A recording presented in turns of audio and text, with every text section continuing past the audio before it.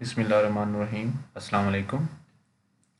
हमारा ये लेक्चर सर्वे बुक की चैप्टर्स की डिस्कशन का है। ठीक है, तो हम इसमें इलेक्ट्रिसिटी एंड मैग्नेटिज्म का पोर्शन डिस्कस कर रहे हैं। ठीक है, और इसमें हमारे पास ये चैप्टर जो है ये डायरेक्ट करंट का है। ठीक है, और इसमें हम सिंपल जो है सर्किट्स को देखेंगे कि सर्किट्स को हम जो है वो किस तरह से सॉल्व करते हैं। ठीक है, तो इसमें सबसे पहले एक चीज़ आती है इलेक्ट्रोमोटिव फोर्स। ठीक है, अब ये क्या चीज़ होती है जिसको हम मोस्टली ईएमएफ भी कहते हैं।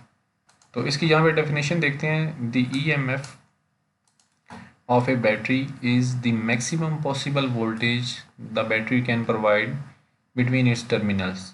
ठीक है, तो ये जो मैक्सिमम आपके पास होती है, जितनी वो प्रोवाइड कर सकता है, पोटेंशियल डिफरेंस जो है वो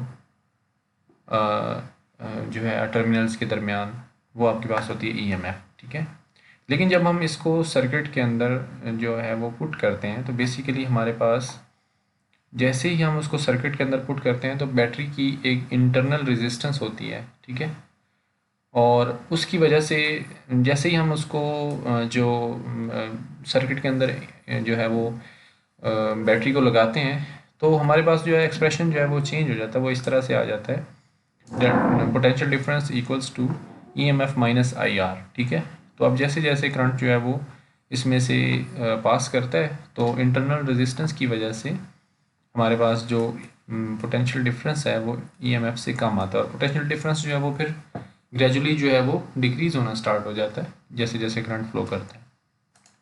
उसके बाद हमारे पास है ये रजिस्टर्स जो हैं वो सीरीज़ और पैरेलल कम्बिनेशन है। ठीक है, तो इसमें आपको एक्सप्रेशन जो है वो अच्छे से याद होने चाहिए कि इक्विवेलेंट रेजिस्टेंस किस तरह से निकालेंगे। ठीक है, और उसमें फिर हमने ये देखना है कि जो न्यूमेरिकल सम है इंडिविजुअल रेजिस्टेंस का is always greater than any individual resistance. ठीक है, जो आपके पास इक्विवेलेंट रेजिस्टेंस होगी वो हमेशा बड़ी होगी किसी भी इंडिविजुअल रेजिस्टेंस से। ठीक है, तो ये जो पहला इसका पार्ट है ना, यानी ये डेफिनेशन जो है ये भी यूज़ होती है मोस्टली। वो पूछता है कि एक सर्किट के अंदर रेजिस्टेंसेस लगी हुई हैं, लेकिन साथ ये भी आता है कभी कभी कि अगर रेजिस्टेंस पैरेलल में लगी हैं या सीरीज़ में लगी हैं तो उसके लिए वो पूछता है कि इंडिविजुअल रेजिस्टेंस जो है वो किस तरह से होगी। वो जो जितनी रेजिस्टेंसेस लगी हुई हैं उनमें से वो बड़ी होगी, छोटी होगी, किस तरह से होगी। ठीक है, तो इसको आप अच्छी तरह से देख लें कि ये किस चीज़ के बराबर है। उसके बाद यहाँ पे पैरेलल कम्बिनेशन है। ठीक है, तो इसमें आप देख लें, और इसमें आप एक और चीज़ भी ज़हन में रखें कि सेम क्या चीज़ रहती है। ठीक है, यानी कॉमन क्या चीज़ है सब में। जब सीरीज़ जो कम्बिनेशन है तो उसमें करंट सेम रहेगा, और पैरेलल जब कम्बिनेशन होगा तो पोटेंशियल डिफरेंस जो है वो सेम रहेगा। ठीक है, और यहाँ पे वो डेफिनेशन दे रहा है, और यहाँ पे देखें the equivalent resistance is always less than the smallest resistance in the group. ठीक है, जो स्मॉलेस्ट रेजिस्टेंस होगी उससे भी इक्विवेलेंट रेजिस्टेंस क्या होगी, कम होगी। ठीक है, तो ये आप यहाँ से चेक कर सकते हैं। उसके बाद हमारे पास किरचॉफ रूल्स हैं। ठीक है, इसमें करंट के लिए भी रूल्स हैं और पोटेंशियल के लिए भी हैं, पोटेंशियल डिफरेंस के लिए। ठीक है, तो ये जो है बेसिकली जो करंट के लिए जो रूल है इसको हम law of conservation of charge भी कहते हैं। ठीक है, और इसको जो है ये वोल्टेज वाला जो रूल है इसको हम कंजर्वेशन ऑफ एनर्जी भी कहते हैं। ठीक है, तो यहाँ पे देखें इस तरह से है कि एक पॉइंट है उसमें जितने करंट आ रहे हैं और जितने जो है वो बाहर जा रहे हैं, अगर लीकेज नहीं है, ठीक है, तो आपके पास वो सम जो है वो बराबर होगा। ठीक है, और उसके बाद वोल्टेज के लिए जो रूल है ना उनको हमें जो है वो बहुत अच्छे से समझना है। ठीक है, क्योंकि वोल्टेज के साथ जो साइन कन्वेंशन आती हैं ना उनको देखना जो है वो बहुत ज़रूरी है। ठीक है, अक्सर हम उसी चीज़ में कंफ्यूज हो जाते हैं, हमें पता नहीं चलता कि हमने किस तरह से साइन कन्वेंशन लेनी है। ठीक है, अब ये कुछ हमारे पास साइन कन्वेंशन हैं। ठीक है, पहले तो हम ये देख लें कि अगर आप रेजिस्टेंस को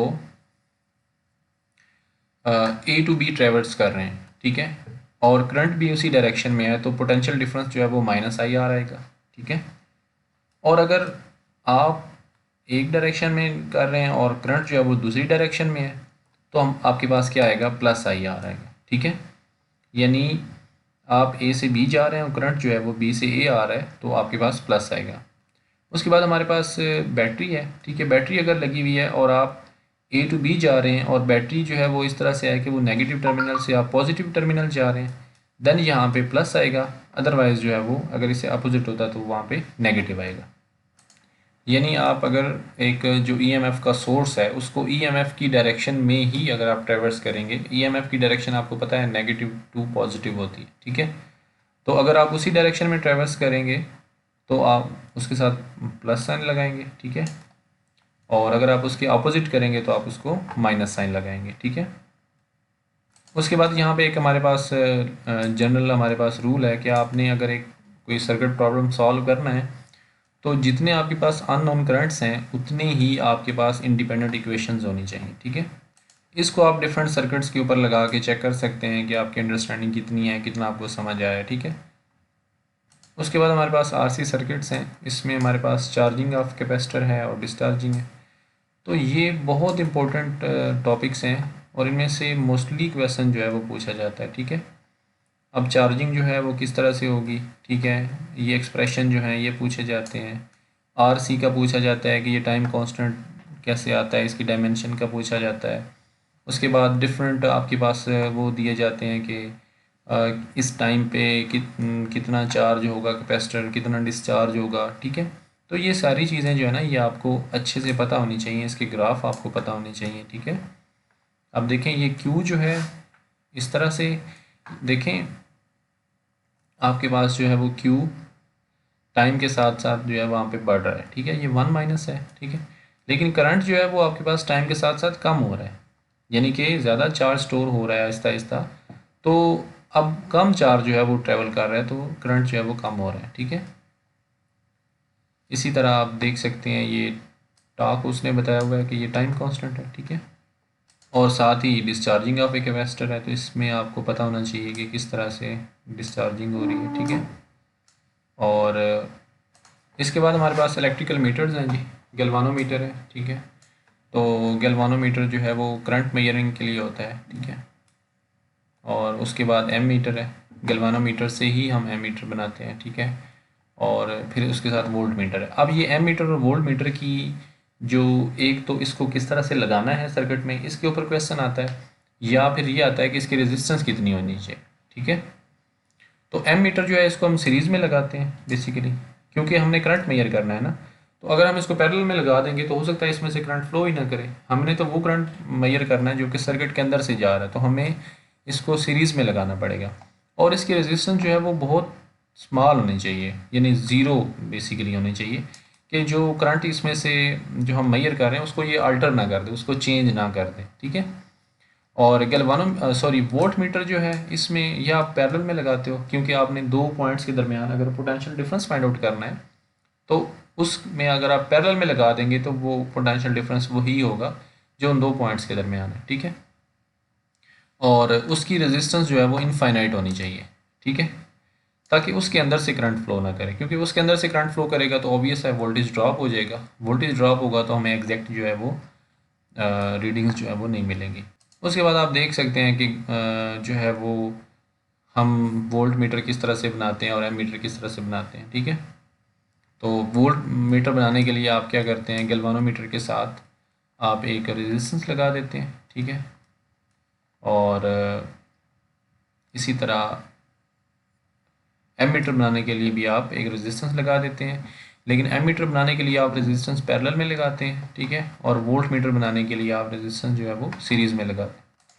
जी यहाँ पे हमारा ये चैप्टर एंड हो रहा है, आप इसमें देख लें, ठीक है।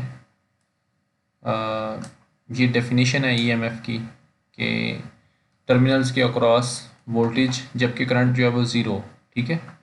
और इसको हम ओपन सर्किट वोल्टेज भी कहते हैं। और ये डिक्रीज़ क्यों हो जाती है, यानी पोटेंशियल डिफरेंस जो है वो इससे कम क्यों हो जाता है, क्योंकि जब हम इसको सर्किट में लगाते हैं तो इंटरनल रेजिस्टेंस जो होती है बैटरी की उसकी वजह से ये डिक्रीज़ हो जाता है, ठीक है।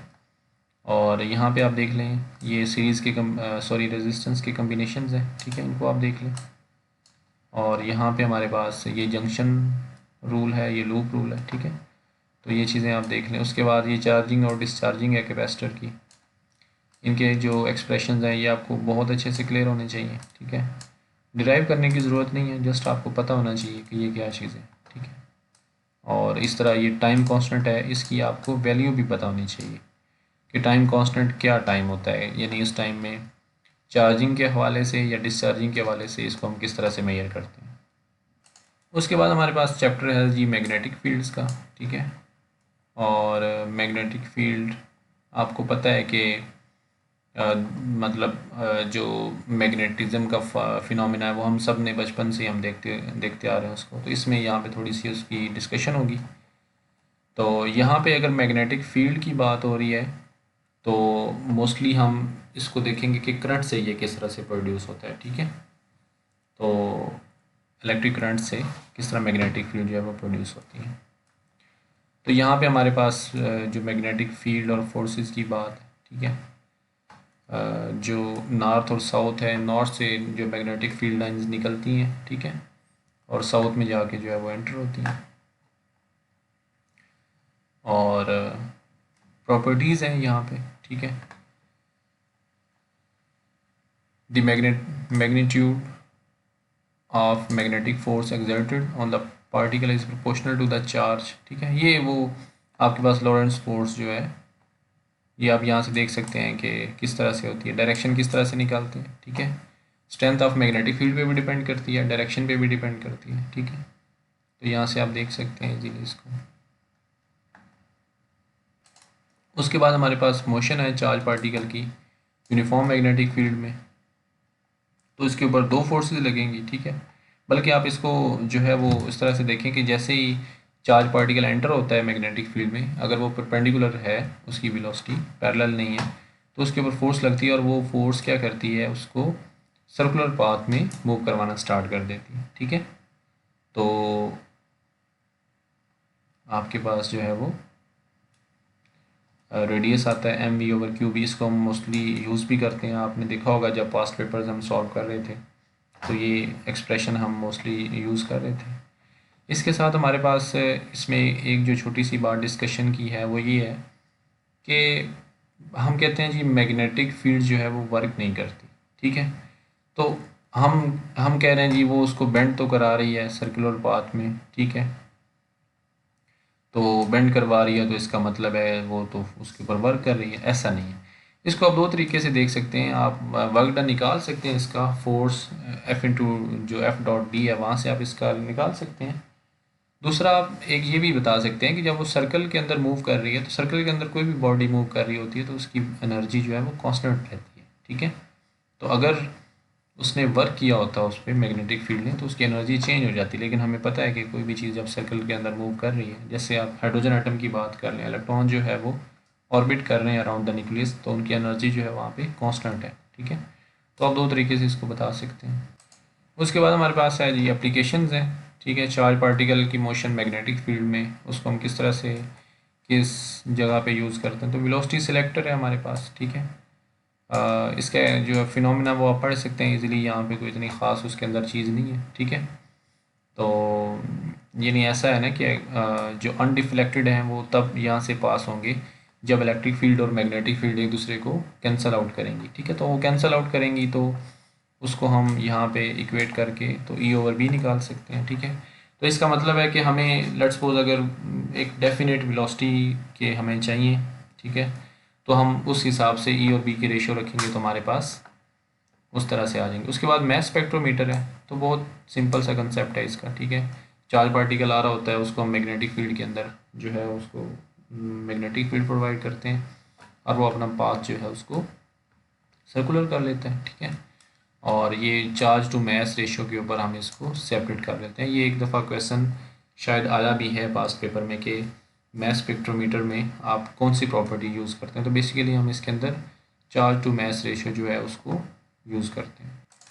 उसके बाद हमारे पास साइक्लोट्रॉन है, ठीक है। साइक्लोट्रॉन एक एक्सेलरेटर है जो पार्टिकल्स को एक्सेलरेट करवाता है, ठीक है। इसकी जो थ्योरी है कि किस तरह से एक्सेलरेट करवा रहा है, ये मैं आप लोगों के लिए छोड़ रहा हूँ, अगर आपको इंटरेस्ट है तो आप इसमें पढ़ लें, क्योंकि मोस्टली इंटरव्यू में ये चीज़ें पूछी जाती हैं, ठीक है। किस तरह से हर कुछ टाइम के बाद इसकी पोलैरिटी जो है, हम ये जो डीज़ हैं हमारे पास इनकी चेंज करते हैं, ठीक है। तो ये आप देख सकते हैं कि किस तरह से इसको जो है वो एक्सेलरेट करवाता है। तो यहाँ पे जो याद रखने की चीज़ है वो ये है कि अगर उसका रेडियस आर है, ठीक है, तो उसमें उसके अंदर कितनी काइनेटिक एनर्जी जो है वो उसको मिली होगी, ठीक है। तो ये आप यहाँ से एक्सप्रेशन जो है इसको याद रख सकते हैं। उसके बाद हमारे पास है मैग्नेटिक फोर्स है जो कि करंट कैरिंग कंडक्टर के ऊपर लग रही है, ठीक है। इसको हम देख सकते हैं यहाँ पे, तो ये आप देख लें जो है I × L×B है, ठीक है।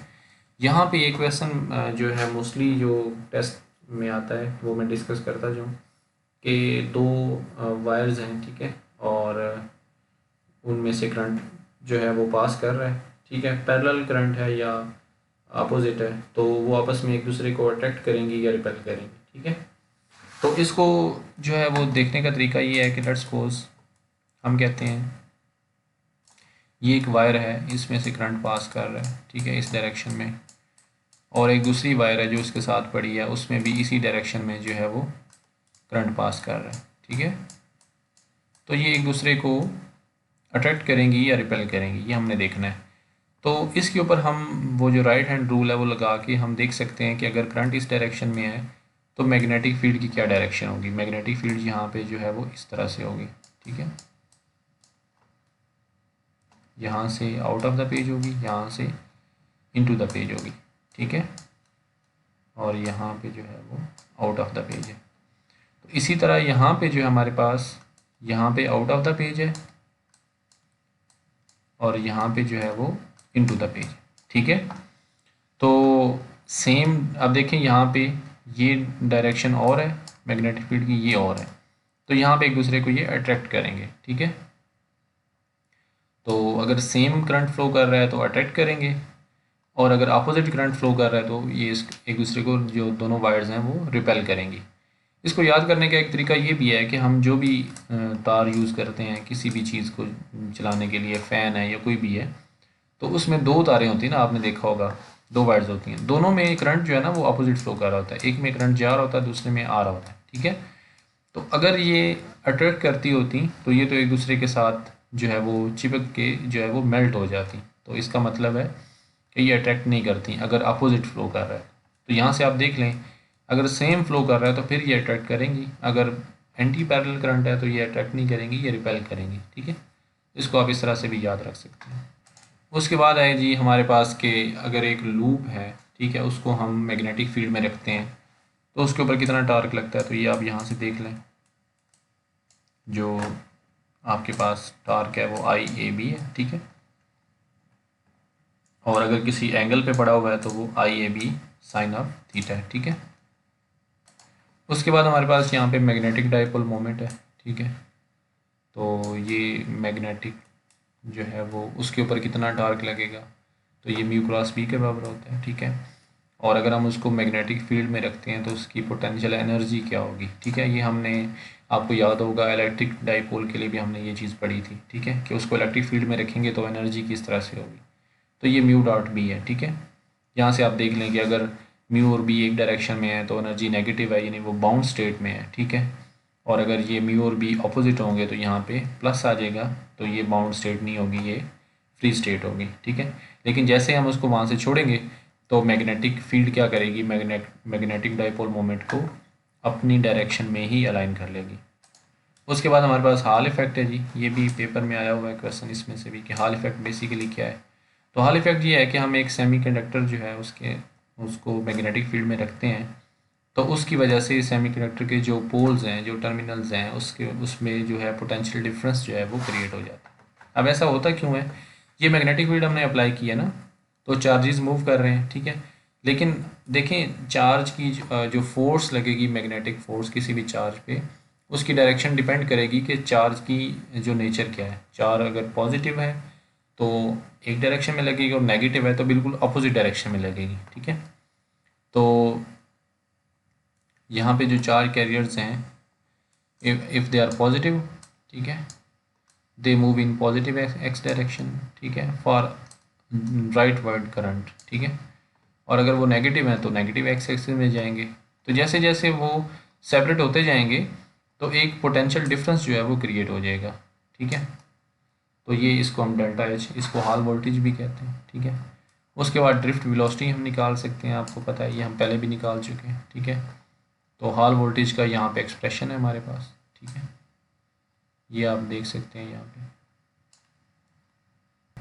चलें, यहाँ पे ये चैप्टर एंड हो रहा है, ठीक है। ये डेफिनेशंस हैं मैग्नेटिक डाइपोल मोमेंट की है, ये फोर्स की है, यहाँ पे उसी तरह से charge particle in magnetic field है, ठीक है। ये सारी चीज़ें हमने डिस्कस कर ली हैं।